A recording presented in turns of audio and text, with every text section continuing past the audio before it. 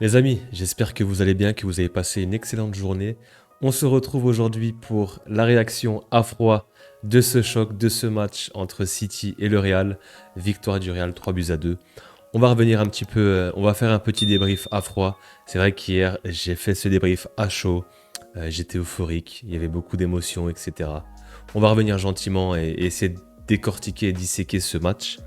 Avant ça, je vous rappelle que le jeu concours est toujours disponible pour gagner un maillot. On fête les 1000 abonnés sur la chaîne et il y a un jeu concours qui est en place. Pour ça, c'est très simple. Donc, un maillot à gagner, les gars, pour ce cap des 1000 abonnés, pour vous remercier. Et ça se passe sous cette vidéo. La vidéo du débrief Real Madrid, Atlético Madrid. Il faut juste venir en commentaire. Il y a tout en description. J'ai tout noté ici. Attention, il faut bien être abonné à la chaîne. Il y a plusieurs personnes qui ont participé, qui ne sont pas abonnés. Ça ne fonctionnera pas. Il faut bien s'abonner à la chaîne pour être comptabilisé dans le tirage au sort. Likez la vidéo et commentez le choix du maillot et la raison du choix. Par exemple, je choisis le maillot du Real car c'est mon club de cœur depuis toujours. C'est très simple. Venir sous cette vidéo, Real Atlético, s'abonner à la chaîne, liker la vidéo et commenter. Il y aura un tirage au sort le 22 février, c'est à peu près dans une dizaine de jours, dans 10 jours tout pile. Et je ferai ce tirage au sort et ensuite je viendrai en contact avec le gagnant en DM pour pouvoir voir comment on fait au niveau des formalités, pour quel maillot il veut, la taille, etc. En tout cas, voilà, ça se passe ici. N'hésitez pas à participer, les gars. Tout le monde peut participer, il faut juste s'abonner, liker et mettre ça en commentaire sous cette vidéo. N'hésitez pas à participer, c'est ouvert à tout le monde et bonne chance à tous. Mais maintenant, ce qui nous intéresse, les gars, c'est ça, c'est ce match. C'est ce match. Ce match incroyable et ces sourires lors du but égalisateur de Kylian Mbappé. Forcément, c'est un but assez, assez drôle. Il rate sa volée et au final, on a les trois joueurs, Vini, Mbappé et Bellingham, qui sont morts de rire. J'ai bien aimé cette image. Je trouve que c'est des rires sincères et ça fait plaisir de voir cette équipe vraiment bien s'entendre et être heureuse. Et c'est vrai qu'ils étaient complètement en détente parce que c'était juste le but égalisateur et il y avait encore un match à jouer. Et tu vois qu'en fait, bah, il n'y a pas de pression, la pression coule sur eux. Et ouais, ils savaient, je pense qu'au fond d'eux, ils étaient capables de le faire.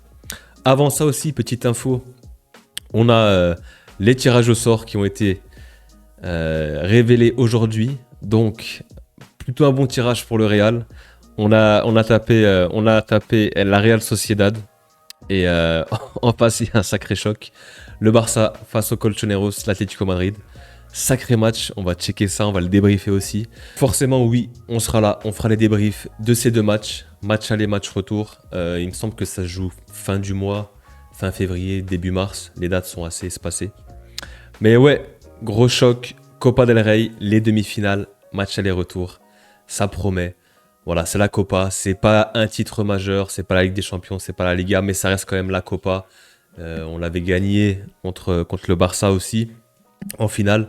On espère pourquoi pas retomber contre le Barça en finale. Moi, j'espère tomber contre le Barça, même si on sait que le Barça cette saison, c'est clairement notre antagoniste. Ils sont très très chauds. Leur point fort colle parfaitement avec nos faiblesses. Mais j'ai quand même ce goût de revanche. Je veux rejouer contre eux, j'aimerais bien les taper. Pourquoi pas en finale?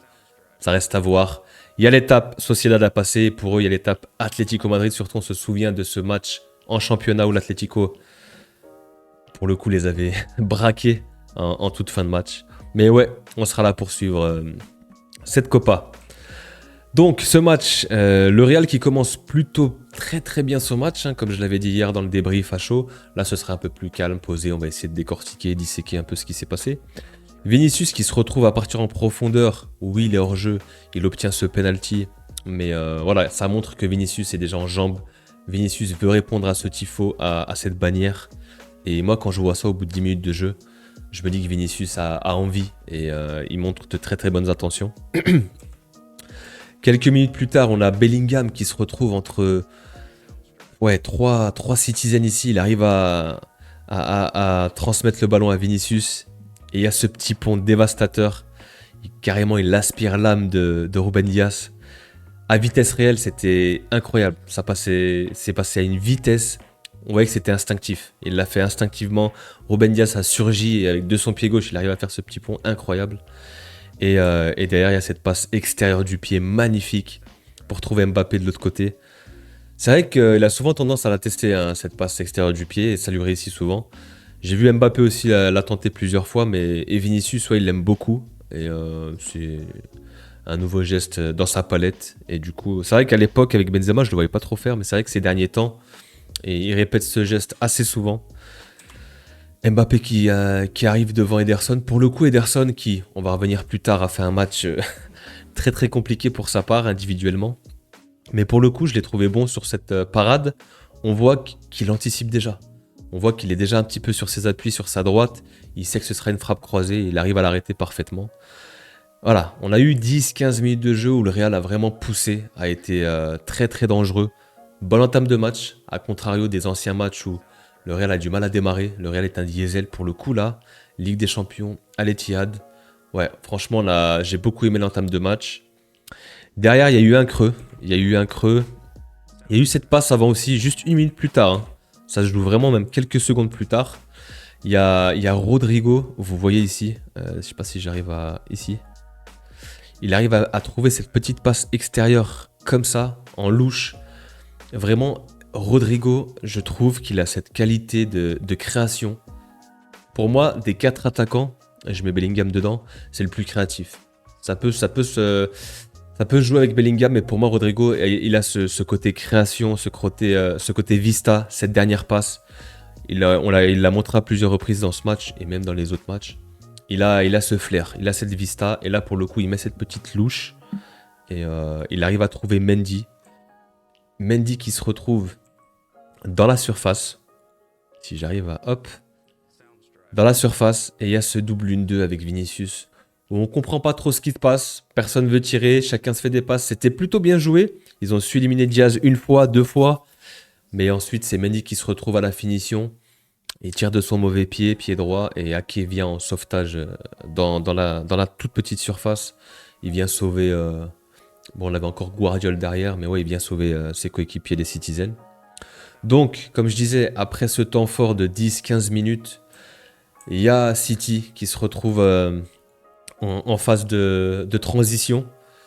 Pour le coup, on sait que c'est une équipe qui préfère la possession, mais là, pour le coup, dans un autre schéma de jeu, on voit que c'est Gvardiol du pied droit qui trouve Haaland en profondeur, qui vient s'appuyer sur Grealish et qui sait qu'on retrouve à la finition. Donc ça part de Gvardiol qui est là au départ de la passe. Et il se retrouve dans la surface. Il a fait une course de 60 mètres à haute intensité, un dépassement de fonction incroyable. Et il arrive à remettre cette petite passe de la poitrine, une petite remise magnifique, très très intelligente. Et puis bah ouais, ça pardonne pas. Haaland quand il se retrouve dans cette situation, généralement ça fait mouche, il tremble pas trop. Il s'applique plat du pied, ça fait 1-0. Le but est extraordinaire. Franchement, le but est très joli. Il y a eu la VAR qui est intervenue pendant un long moment. Mais c'est vrai que ce but, c'est dans la construction, la remise de Gvardiol très très intelligente et cette finition létale de Haaland. Ça fait 1-0 contre le cours du jeu parce que le Real a dominé ses 15 premières minutes, a fait une très très bonne entame de match. Et contre le cours du jeu, ouais, c'est City qui ouvre le score, qui prend l'avantage. Il y a eu une grosse période de flottement pour le Real. C'est-à-dire que de la 18e, 20e jusqu'à la 40e à peu près, il y a eu 20 minutes où le Real, en fait, dans la phase sans ballon, c'est compliqué. Il n'y a pas de pression, il n'y a pas de pressing. Le Real ne sait pas souffrir, le Real ne sait pas défendre en bloc collectivement.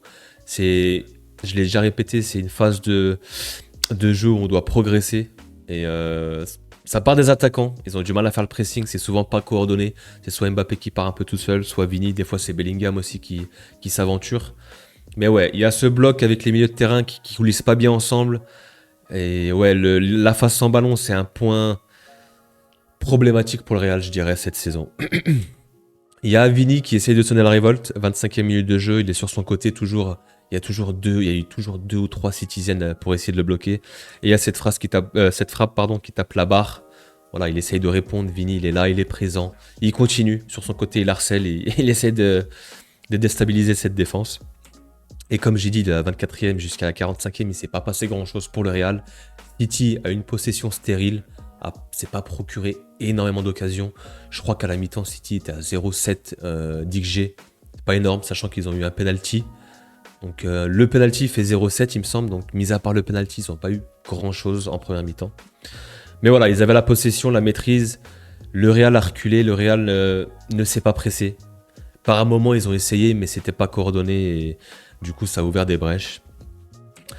Et en fin de mi-temps, en toute fin de mi-temps, on a Rodrigo encore en position de meneur de jeu, en mode playmaker, comme j'ai dit, en mode créateur. Et il arrive, il trouve cette passe, petit pont. Là, en fait, ce screen, il est intéressant parce que quand on regarde les joueurs de City, ça montre une équipe qui défensivement a un problème. J'essaie de m'expliquer. En fait, dans la tête des joueurs, quand tu viens défendre comme ça en bloc, quand tu as 7 joueurs qui sont dans la même zone ici, c'est que souvent ils sont tous attirés par le ballon, par le joueur, et ils veulent tous faire cet effort défensif pour son coéquipier. Sauf que, en fait, quand tu es en place défensivement, tu fais confiance à tes autres coéquipiers et tu restes en place. C'est-à-dire que là, pour le coup, Akanji, qui est là, qui vient resserrer, aurait dû se positionner ici plutôt, je dirais par là, pour essayer de fermer la passe vers Mbappé. Et en fait, on voit qu'il y a tout le monde qui est resserré. Savinho aussi est là. Gvardiol et Ruben Dias sont sur Vinicius, il me semble. Non, c'est Bellingham qui s'est projeté. Ouais, honnêtement, la défense de City, c'est catastrophique sur ce coup-là. C'est compliqué. Hein. On comprend pourquoi ils ont des gros problèmes défensifs, que ce soit en PL, en Ligue des Champions, etc. Au niveau du positionnement, au niveau de l'aspect défensif, l'animation défensive, des fois, c'est pas vraiment respecté. Il y avait beaucoup d'espace, comme en début de match, comme pendant tout le match. On a eu beaucoup d'espace, beaucoup d'occasions pour le Real. Et honnêtement, ouais, City, c'est très très compliqué. C'est une équipe qui doute. C'est une équipe qui n'est pas en confiance. Clairement, ça se ressent dans les déplacements, dans les positionnements. Et là, on le voit très clairement sur ce screenshot. Donc Mbappé qui demande le ballon, on le voit sur le haut de l'écran. Et malheureusement, qui se penche pas assez. Il aurait peut-être pu contrôler aussi, je pense. Il y a de l'espace avec les défenseurs. Il doit s'appliquer sur celle-là juste avant la mi-temps. Moi, j'ai été déçu quand j'ai vu cette frappe s'envoler. Il doit quand même faire mieux, au moins cadrer. Retour de la mi-temps, j'ai pas mis le screen de Haaland. On sait qu'Haaland, juste avant, en reprise de mi-temps tout juste, il a cette frappe qui tape la barre. J'ai pas pu avoir le screenshot, mais je le dis quand même. Le Real revient avec des meilleures intentions. Le Real continue de pousser. Apparemment, je crois, de ce qui se dit dans les vestiaires, les joueurs se sont dit, bon, en fait, on a eu beaucoup d'occasions, il y a beaucoup d'espace, et il y a la place, les gars, on va en avoir d'autres, ça va le faire. C'est ce qu'ils ont fait. Rodrigo sur son côté droit qui travaille, se centre en retrait pour Mbappé avec sa gestuelle un peu qui est propre à lui-même, avec ses bras peut-être pour essayer d'avoir de l'équilibre ou mettre de la puissance dans sa frappe. Ederson fait un bon arrêt. Donc là, quand tu vois cette frappe, quand tu vois ce centre, tu te dis bon, il va y en avoir d'autres, c'est sûr. Le Real va se procurer d'autres occasions et c'est ce qui va se passer par la suite, bien sûr. 5 minutes plus tard, il y a ce coup franc qu'obtient Ceballos et c'est Valverde qui tire, ça revient dans les pieds de Ceballos. Et là, on peut voir, il y a cet appel. Il y a cet appel d'Mbappé, magnifique. Il y a une connexion entre Ceballos et Mbappé et je trouve que Ceballos a cette qualité de passe qui peut trouver Mbappé. Il n'y a pas du tout hors-jeu. L'appel est magnifique. Vraiment, le timing est parfait. Et il est très très bon là-dessus, Mbappé. Il est très très rapide, donc très difficile à défendre là-dessus. Et encore Kylian avec cette gestuelle, je crois dans le débrief d'hier, je vous ai montré un peu sa tête, etc. Il fait vraiment une grimace, c'est une gestuelle assez bizarre qui est propre à lui-même. Mais voilà, au moins c'est drôle. Et il rate complètement. Ouais, il flirte un peu cette. Il la prend beaucoup trop extérieur du pied. Et puis ça trompe un peu Ederson. Et puis le ballon vient se loger tout doucement dans les filets. Mais ouais, on va pas souligner la finition, mais on souligne l'appel et la connexion entre Ceballos et Mbappé à l'avenir. Ça peut être très intéressant. On sait qu'Mbappé maintenant va pouvoir se projeter, faire des appels et Ceballos aura la tête levée pour le servir. Ou Bellingham par exemple, on l'a déjà vu à plusieurs reprises. Donc, 10-15 minutes plus tard, le Real poussait. Le Real avait l'ascendant psychologique. Le Real avait un momentum, avait clairement un temps fort sur cette deuxième mi-temps. À l'heure de jeu, on a pu voir que les joueurs de City ils étaient cramés. Bernardo Silva, De Bruyne, Rico Lewis qui est rentré. Ils avaient clairement du mal à garder ce ballon. Ils n'ont pas été dangereux en deuxième mi-temps. Ils ont eu ce petit temps fort en fait où Foden, avec sa capacité de dribble, on sait que c'est un très très bon dribbleur, très fin techniquement, il arrive à obtenir ça. Donc moi au départ hier j'étais pas convaincu, je me suis dit que la faute était en dehors, mais en fait il a son pied sur la ligne lors du contact, du coup ça fait faute logiquement. Il vient s'écrouler dans la surface, ça fait penalty. 2-1 pour City. Donc là tu te dis 79e minute de jeu, 2-1, ça va être compliqué. C'était dur parce que le Real a mis les ingrédients, le Real a tout fait pour remporter ce match, s'est procuré beaucoup d'occasions. On le voit en fin de match, ils sont à 3,42 d'XG contre 1,60. Excusez-moi, 1,60 avec le penalty pour City. 86e minute, blackout complet d'Ederson. J'ai pas compris ce qui s'est passé. Il se précipite pour dégager. Ederson, il est coutumé du fait cette saison. On parle souvent de Gvardiol, de Ruben Dias, de Rico Lewis ou d'autres joueurs qui sont un petit peu en méforme, qui sont en dessous cette saison, qui font beaucoup d'erreurs, qui sont sur des photos de famille très flagrantes, sur des grosses erreurs. Et pour le coup, Ederson aussi, il a son lot d'erreurs et son lot de responsabilités dans les défaites de City cette saison, même en PL. Et là, pour le coup, il fait une relance, mais incompréhensible. Et c'est Bellingham qui a la récupération de ce ballon qui écarte du côté de Brahim. Brahim qui envoie Vinicius en profondeur. Vinicius qui frappe. Il y a un arrêt d'Ederson, un peu un arrêt où il reste en bloc, un arrêt de gardien de hand, comme j'ai dit. Et là, pour le coup, on a je sais pas combien de joueurs de City dans la surface et ça revient dans les pieds de Brahim. Cette réussite qu'on a eue à la 86e minute de jeu, vraiment les gars, des fois c'est des détails, ça se joue à rien. Est-ce que c'est de la chance? Est-ce que c'est de la réussite? Est-ce que on a la chercher, on a la provoquer? Je sais pas, mais en tout cas, voilà, il y a cette récupération, on se projette, il y a cette frappe, donc il y a quand même une action qui se crée. Et oui, Brahim est là, Brahim est bien positionné, il vient finir. Donc j'ai pas le screen du tir, mais voilà, il finit pied droit, mauvais pied. Ce qui est drôle, j'ai vu le commentaire de Ceballos sous le tweet de Brahim, sous le Instagram, je sais plus, j'ai vu ça passer. Et en gros, il lui dit en commentaire que merci Brahim, sans toi, sans ton but, j'aurais été absent des terrains pendant 2 mois. C'était un petit peu ironique, c'était drôle, mais ouais, ça fait plaisir pour Brahim qui venait de rentrer, qui sont sur un de ses premiers ballons, du coup surgit et marque et égalise à la 86e. 2-2. Mais là, tu sais qu'avec le Real, il peut tout se passer. 91e minute de jeu, il y a Asensio qui dégage ce ballon. Plutôt bien au départ, je me dis mais pourquoi il dégage? Bon, il se fait presser. Hein. Bernardo Silva qui, encore à la 90e, qui fait des courses. Faut saluer, hein. Franchement, je crois que City a pas mal couru ce match-là. En première mi-temps, je crois qu'ils avaient 5 km de plus, il me semble, j'avais vu la stat passer. Il y a un duel remporté par Bellingham qui est seul. On voit que l'équipe est un petit peu décomposée parce que je comprends pas pourquoi à la 90e, City va presser comme ça tellement haut. Bon, on le voit pas ici, mais voilà, t'as Gundogan qui est hors de position, Savigno qui est de l'autre côté. Bon, voilà, on a Rico Lewis, Stones et Ruben Dias qui est aussi hors de position, hein, qui est pas du tout dans son poste de décès. Je pense qu'il avait dû suivre Vinicius peut-être, ou Bellingham plutôt.